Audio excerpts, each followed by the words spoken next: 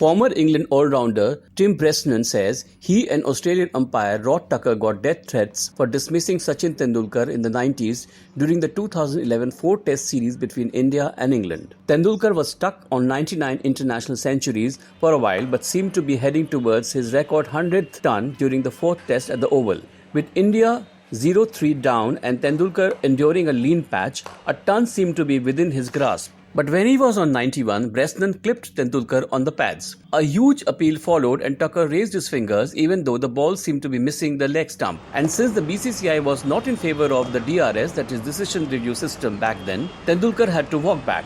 He was on 99 international hundreds and there were no referrals in that series because the BCCI didn't like it, said Bresnan while speaking on the Yorkshire Cricket Covers Off podcast. It was at the Oval in the last test of the series. This ball, it was probably missing leg anyway and umpire Tucker, Aussie lad, shot him out. He was on 80 odd as well at 91, definitely going to get it, that is his century.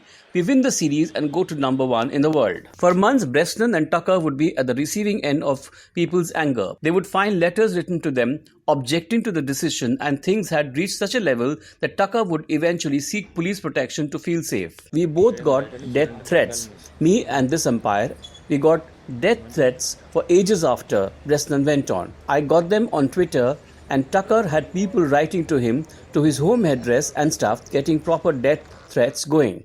How dare you give him out? It was missing leg. I caught up with them a few months later and he was like, mate, I've had to get a security guard and stuff.